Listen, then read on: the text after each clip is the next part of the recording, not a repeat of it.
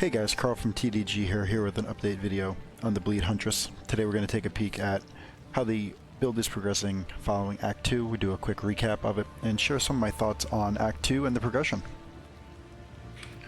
So first we'll take a look at the skills and the links. We're sticking with this same setup here. We're going with Rake as our main attack. We're scaling that with Stomping Ground as well as with Brutality here. So Stomping Ground, something to keep in mind is that the shockwaves are going to scale off of 100 to 150% of your strength. So it's really important to make sure that as a Huntress we're not just focusing on our dex. You can see here I've been making sure that I'm also adequately scaling my strength on gear, 55 for strength as well as 74 for dex. That's really important because as an evasion-based character, you're either hit or you're not hit. So we want to make sure that we have a little bit of life at least to soak up some of that damage that we're going to get hit with. Each strength is going to give us an extra 2 life, as we can see here. So essentially that 55 strength is giving us an extra 110 flat life as well. So coming back to our skills here, we're really leaning into the combination of Spearfield as well. As we showed last video, the combination is really nice at being able to slow enemies down and really be able to make them take a longer time to get to us. And on the skill tree, and I'll show you this in a second here, but we're also combining this with another little section on the skill tree where we're going to be using incisions, and we're going to be using Spearfield to stack this up as well. Still leaning into Herald of Blood, obviously here scaling some flat damage, increasing the bleed damage, and increasing the overall damage that we're dealing with some explosions. Leading into that further with a little Blood Hunt for some proccing of that total bleed damage, and then you can ignore here the Quadrilla Companion or the Bloodhound's Mark. Lightning Spear still here just as the occasional, throwing that out every 8 seconds or so. Really just trying to proc some of this extra damage that we're getting from Stalk and Leap. So as I talked about last time, we came through, raced all the way down here, and where we left off, we were aiming over here for acceleration. Following acceleration, we actually did spec into Falcon Dive. Not gonna lie, that felt pretty bad early on. You know, just didn't have enough accuracy to really make that feel worth it.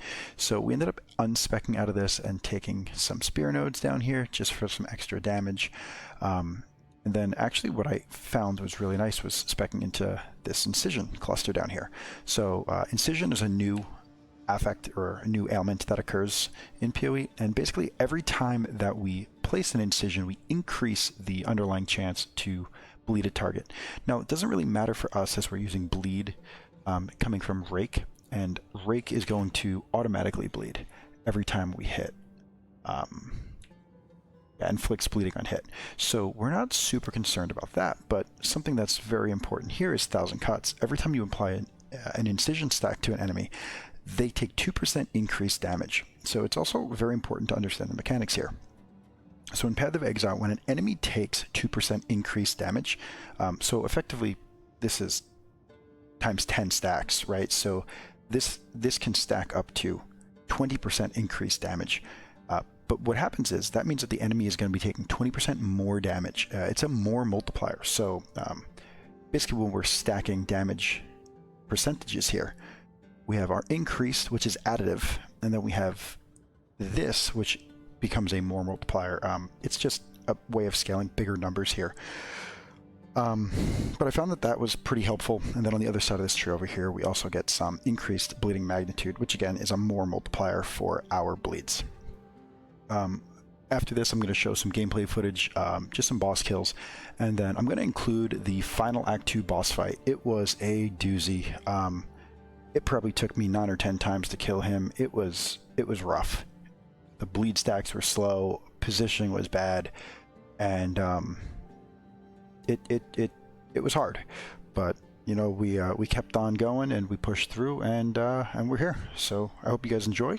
Leave a like and subscribe, any comments that you have down below, and I'll answer anything I can.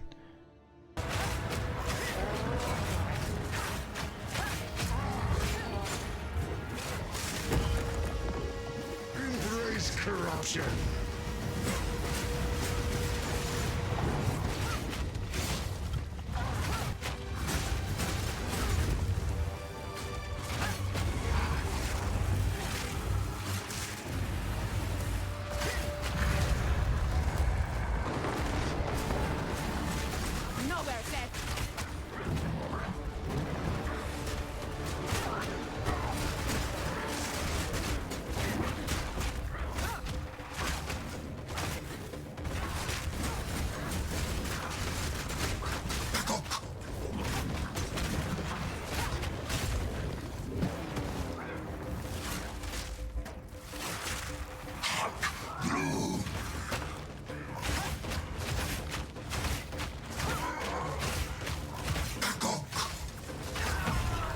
What's up, guys? I thought we'd do a little live playthrough here as we get through the end of Act 2. The Dreadnought stage is notoriously one of the harder stages in the campaign, so figured we'd see how the build is progressing as we make our way through this. So the playstyle isn't all that much different from what we saw in the last video. Doing a lot of backpedaling out, throwing our spears, trying to prime up some of the increased damage for the melee. Using some spear fields as well to maim the enemy, make them slower. As I said last time, the slower an enemy is, the longer it takes them to get to you. Thus, you have more time for your bleeding to proc. With aggravated bleeds, which, for those of you who don't know, actually causes 100% increased damage, or you could think of it as double damage for the bleeds that are on the enemies. So we will make our way through this, and I will speed this up as we're going through, and we'll cut it towards the end, and then for the final boss fight.